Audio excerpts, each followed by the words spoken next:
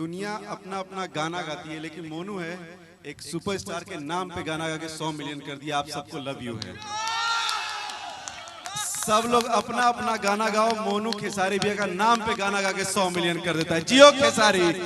आज हमनी के नेहा जी के भाई के शादी में पूरा कलाकार उपस्थित बानी, जब बड़ा खुशी होता, गर्व होता। चाहम कि तमाम जितना भी कलाकार हमनी लागे आइल बानी जा, सबके सम्मान में, सबके स्वागत में वो ताली बजा कर वो लोग स्वागत करी जाए एकदम।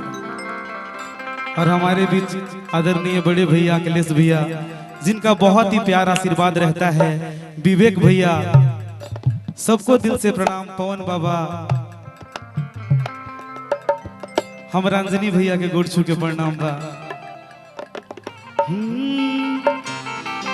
और ये वीडियो बनाइब हम अपना मोबाइल में जी, अपना मोबाइल में,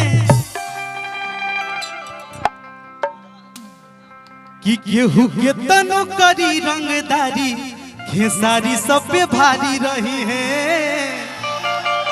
खेसारी सब पे भारी रही है। हमसे सब भैया बोलते हैं, जितने भी मीडिया वाले, न्यूज वाले हैं, कि आप खेसारी जी पे खाली गाना क्यों गाते हैं। तो मैं जिनको सम्मान करता हूं दिल से, उनको भगवान मानता हूं अपना, मैं उनके लिए हमेशा समर्पित रहता हूं। और मैं हमेशा एक नाव पे चलने वाला इंसान हूं। कि वीडियो बनाइब हम अपना मोबाइल में जी, अपना मोबाइल में, और नाचे बलम हाय हाय हाय, वीडियो बनाइब हम अपना मोबाइल में जी, अपना मोबाइल में। आप लोग भी आ जाइएगा।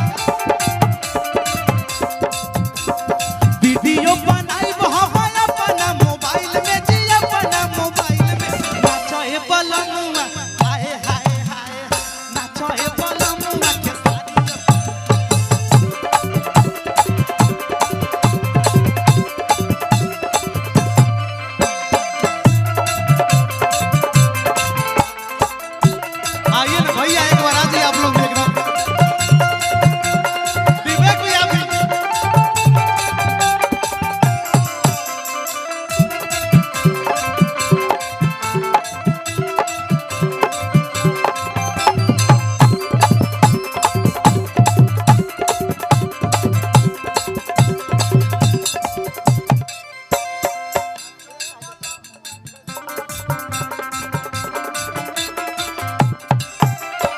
विवेक भैया के तरफ से लाखों लाख रुपए का पुरस्कार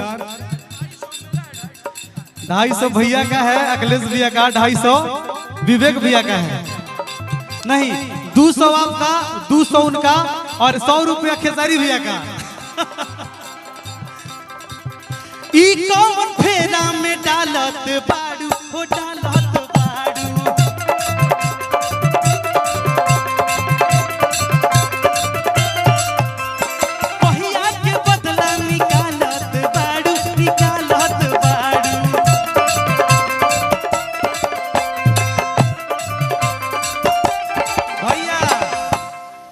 कि रउआ संगे फोटो लगाइब प्रोफाइल में, लगाइब प्रोफाइल में,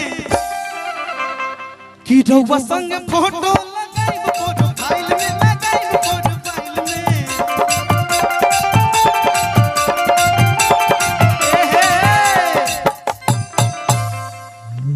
कसब चल गई का। हेलो, हो नाचो हे बलमुआ, आए हाय हाय, नाचो हे बलमुआ के सारी स्टाइल में।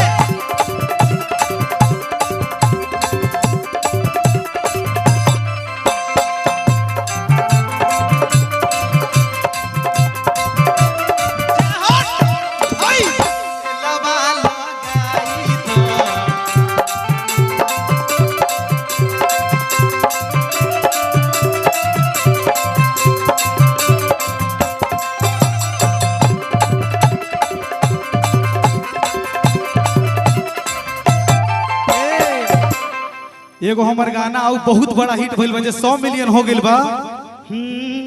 कि